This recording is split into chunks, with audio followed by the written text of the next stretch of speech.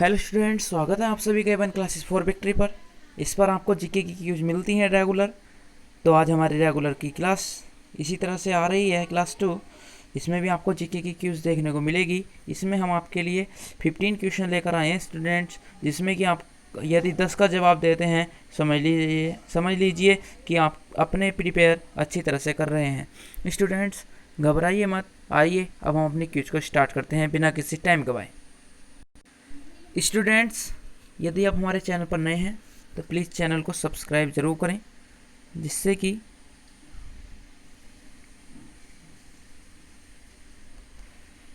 हमारा मोटिव बना रहे और आप हमारे साथ ऐड हो सकें। और स्टूडेंट्स, यदि आप इस पीएनजी जिस तरह से लिख रहे हैं इसी तरह से क्वेश्चन लिखे हुए चाहते हैं, किसी तरह से नोटपैड पर लिखे हुए हमें क्वेश्चन चाहिए, तो आप हमारा टेलीग्राम चैनल जाकर ज्वाइन कर सकते हैं, जिसकी लिंक आपको डिस्क्रिप्शन में नीचे की ओर दी गई है। उसको ज्वाइन करें, आपको लिंक नीचे डिस्क्रिप्शन में मिल जाएगी और आपको ये सभी क्वेश्चन भी उसी में मिल जाएंगे लिखे हुए, जिससे कि आपको नोट्स बनाने की कोई टेंशन नहीं है, सब कुछ आपके फ़ोन में ही होगा। तो आइए स्टूडेंट्स, अपनी क्लास को स्टार्ट करते हैं फिर से। तो देखिएगा स्टूडेंट्स, अब हम स्टार्ट करने जा रहे हैं अपनी क्लास का पहला क्वेश्चन। पृथ्वी को 2 भागों में बांटने वाला सबसे बड़ा व्रत कौन सा है? आपके सामने 4 ऑप्शन है। स्टूडेंट्स, यदि आपने हमारी पिछली क्लासों को नहीं देखा है तो प्लीज़ देख लीजिए, मैं आपसे गुजारिश करता हूं, जिससे कि यदि आपने हमारी पिछली क्लासों को देखा होता तो इस टाइम पे इस सवाल का आंसर आप दे चुके होते। तो ये क्यूज का क्वेश्चन है, इसमें देखना ये हमारी अर्थ है, थोड़ी गलत बन गई है ये, इस तरह से हमारी ये हमारी अर्थ इस तरह से है। इस अर्थ में जो सबसे बड़ा व्रत कहाँ बन सकता है, वो बीच में बन सकता है, क्योंकि इधर से और इधर से इसकी जो चौड़ाई इतनी कम है, बीच में सबसे ज़्यादा चौड़ी अर्थ है, तो इसका जो व्रत है वो केवल और केवल इस तरह से बीच में बन सकता है।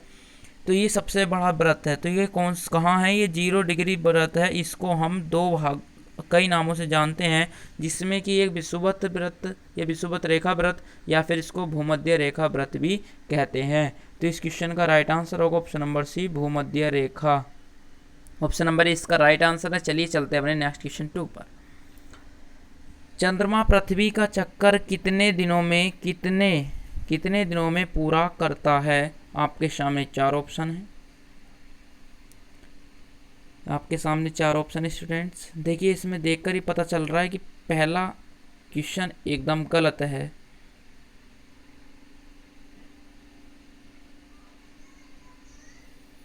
तो स्टूडेंट्स, और एक तरह से देखने से दूसरा क्वेश्चन भी चौथा क्वेश्चन भी गलत लग रहा है और दूसरा भी गलत लग रहा है। वो क्यों? क्योंकि 365 सही 1/4 दिन में तो पृथ्वी पूरा करती है सूर्य का चक्कर। जब पृथ्वी 365 सही 1/4 दिन में सूर्य का चक्कर जब पूरा करती है, तो इसका पथ यानी कि लंबा है, इस वजह से करती होगी ये इतने समय में। जबकि चंद्रमा जो है, चंद्रमा का पथ जो है वो तो केवल पृथ्वी के ही चारों ओर है, तो उसको तो कम समय लगता होगा, यानी कि 356 दिन। तो 356 दिन भी नहीं होने का, क्योंकि ये तो बहुत ही बड़ा है इस पथ से। तो इसका जाहिर सी बात है, ऑप्शन नंबर ए इसका राइट आंसर होगा। 28 दिनों में चंद्रमा पृथ्वी का एक चक्कर पूरा कर देता है। तो स्टूडेंट्स, देखना, क्लास के अंदर यदि आप सवाल करते हैं तो आपको ट्रिक वाइज सवाल याद करा दिए जाते हैं क्वेश्चंस। चलिए अपने नेक्स्ट क्वेश्चन की ओर प्रस्थान करते हैं। क्वेश्चन नंबर 3 है, सुनामी जो नाम है वो किससे संबंधित है? तो स्टूडेंट्स, सुनामी नाम आपने सुना होगा। तो सुनामी किस चीज़ के अंदर आती है? सुनामी जो आती है वो आती है पानी के अंदर। सुनामी पानी के अंदर ही तो आएगी। अब इसमें आप मुझे ज़रा ये बता दीजिए, क्या पर्वत में पानी है? गलत। क्या ज्वालामुखी में पानी है? गलत। देखिए, पर्वतों पर बर्फ़ पड़ती है, बर्फ़ पिघल कर आती है, ठीक, पिघल कर आती है, कोई पर्वत के अंदर पानी बन नहीं रहा है, ठीक है। ज्वालामुखी में भी पानी नहीं है, क्योंकि वो तो पानी को एकदम भून देता है। तो पानी किस चीज़ में है? समुद्र में है पानी। किस में है? समुद्र में। तो इसका राइट आंसर होगा ऑप्शन नंबर ए, सुनामी नाम समुद्री भूकंप से संबंधित है। कि समुद्र यानी पानी, सुनामी पानी से संबंधित है। तो पानी किस चीज़ में? समुद्र में। तो समुद्र के अंदर उठने वाला जो भूकंप होता है, हलचल होती है समुद्र में, उसको सुनामी का नाम दे दिया जाता है। आइए अपने नेक्स्ट क्वेश्चन की ओर चलते हैं। सूर्य से आने वाली पराबैंगनी किरणों को रोकने वाली परत को क्या कहते हैं?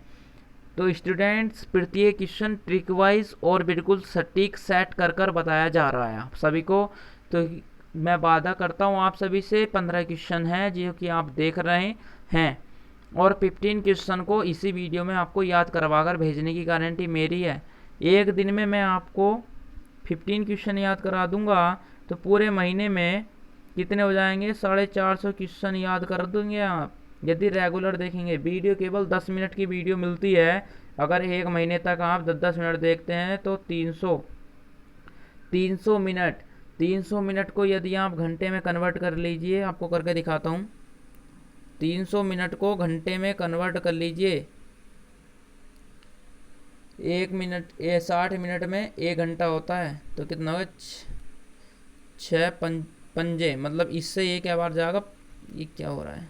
इससे क्या बार जाएगा? 5 बार। यानी कि आपको केवल और केवल 5 घंटे में 450 क्वेश्चन वन लाइनर याद करा रहा हूँ। और यदि आप मेरे साथ बने रहें, लाइव क्लास चालू कर दें यदि हम, तो आपको केवल और केवल 2 घंटे में इतने क्वेश्चन याद कराने की क्षमता है मेरी।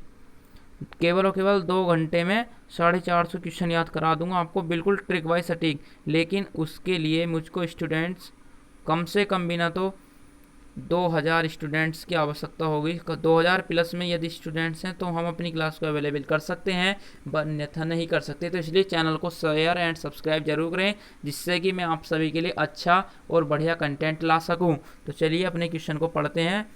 तो सूर्य से आने वाली पराबैंगनी किरणों को कौन सी परत रोकती है? आपके सामने 4 ऑप्शन है: troposphere, ozone sphere, mesosphere, lithosphere.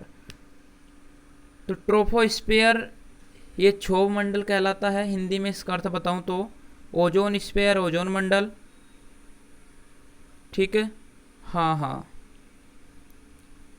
कुछ स्टूडेंट्स का आंसर है ऑप्शन नंबर बी ओजोन। देखना स्टूडेंट, जो पराबैंगनी किरणों का जहाँ जिक्र आ जाए सूर्य से और उसको रोकने वाली परत आ जाए, तो डायरेक्ट याद कर लेना ओजोन। तो ओजोन जिस ऑप्शन में मिल जाए वही आपका राइट आंसर हो जाएगा। तो ozone sphere is right answer, question number 4।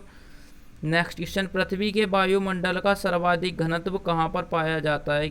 ठीक, वायुमंडल में सबसे ज़्यादा घनत्व कहाँ पर होता है? तो उसका राइट आंसर होगा ऑप्शन नंबर डी, क्षोभ मंडल में। स्टूडेंट्स, ये थोड़ा गलत टिपिकल टाइप है, इसको मैं लिख देता हूँ।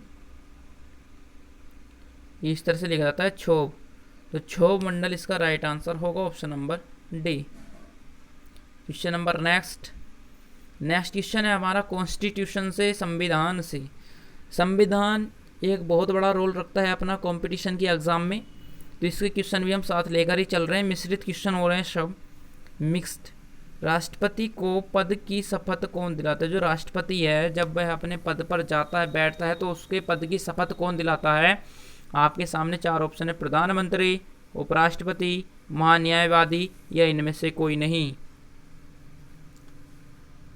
तो स्टूडेंट्स, इसका क्वेश्चन का राइट आंसर होगा भारत का जो उपराष्ट्रपति है वो राष्ट्रपति को शपथ दिलाने की क्षमता रखता है, यानी कि शपथ को वह दिलाता है।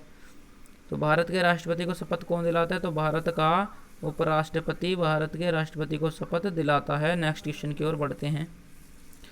यदि राष्ट्रपति त्यागपत्र देना चाहे तो वह किसे त्यागपत्र देगा? 4 ऑप्शन फिर आपके सामने है। अभी हमने पिछले क्वेश्चन में देखना स्टूडेंट्स, क्वेश्चन जो है वो लिंक बाई लिंक लेकर आ रहे हैं हम, जिससे समझने में आसानी रहे कि राष्ट्रपति को पद की शपथ अभी उपराष्ट्रपति ने दी भाई। उपराष्ट्रपति ने राष्ट्रपति को त्यागपत्र की शपथ दिलाई, और इसके त्यागपत्र जो होगा वो किसे देगा? तो वो भी ये है, उपराष्ट्रपति को ही त्यागपत्र अपना सौंपे। यदि मान लीजिए राष्ट्रपति अपने पद पर नियमित कार्य ना कर सके या उसको कार्य नहीं करना है, तो ये वो त्यागपत्र देगा। तो किसे देगा? उपराष्ट्रपति को ही अपना त्यागपत्र देगा। तो इसका right answer option number B. चलिए आइए नेक्स्ट क्वेश्चन की ओर चलते हैं। क्वेश्चन नंबर नेक्स्ट स्टूडेंट, राष्ट्रपति के पद के लिए न्यूनतम आयु कितनी होनी चाहिए? इसमें हम क्लियर कर रहे हैं किसको? राष्ट्रपति को। तो राष्ट्रपति के संपूर्ण जो अपने वन-लाइनर क्वेश्चन बनेंगे वो सभी इस क्लास में आपको मिलेंगे। तो राष्ट्रपति के पद के लिए न्यूनतम आयु कितनी होनी चाहिए? तो आपके लिए सामने ऑप्शन दिए हुए हैं, तो आप जरा सोच विचार कीजिए, उसके बाद मैं आपको आंसर बता दूंगा। तो स्टूडेंट इसका राइट आंसर होगा ऑप्शन नंबर ए 35 वर्ष। राष्ट्रपति को यदि आप राष्ट्रपति बनना चाहते हैं तो आपकी उम्र 35 वर्ष होनी चाहिए और पढ़ाई लिखाई भी अच्छी होनी चाहिए, ऐसा ही कोई राष्ट्रपति नहीं बनता। 35 वर्ष किसके लिए है ये? राष्ट्रपति की।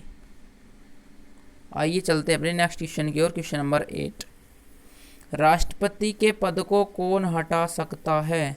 यदि मान लीजिए मैं चाहूँ कि मैं राष्ट्रपति को हटा दूं तो मेरा पद कौन सा होना चाहिए, कि या फिर कह सकते कि राष्ट्रपति को उसके पद से कौन हटा सकता है?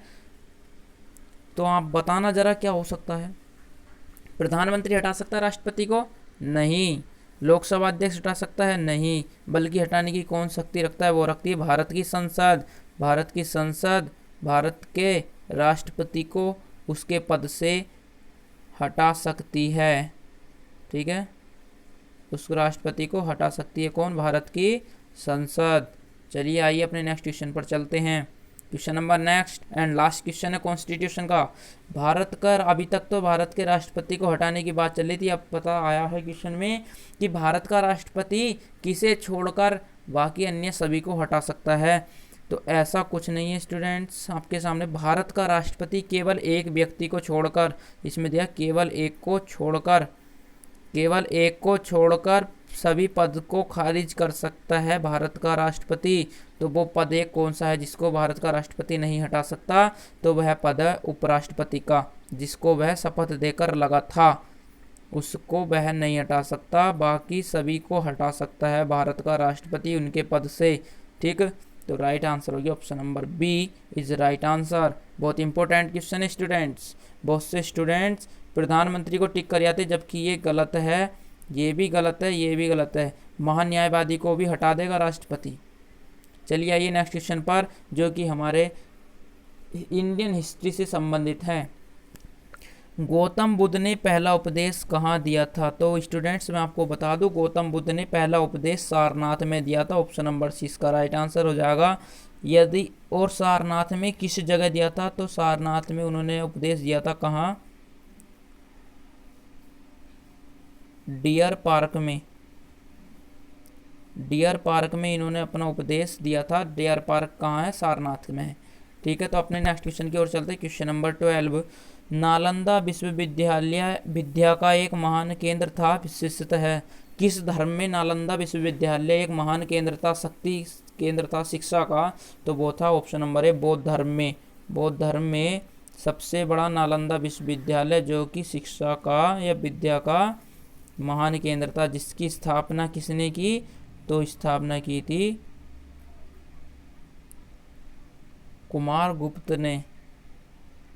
कुमारगुप्त ने इसकी स्थापना की थी। केवल इतना ही याद रखिए। नेक्स्ट क्वेश्चन की ओर चलते हैं। क्वेश्चन नंबर नेक्स्ट है 13, निम्नलिखित में से किसका जन्म वैशाख पूर्णिमा के दिन हुआ था और मृत्यु भी उसी दिन हुई थी? मतलब उसी दिन नहीं, जैसे मान लीजिए आज वैशाख पूर्णिमा है तो इनका जन्म हुआ,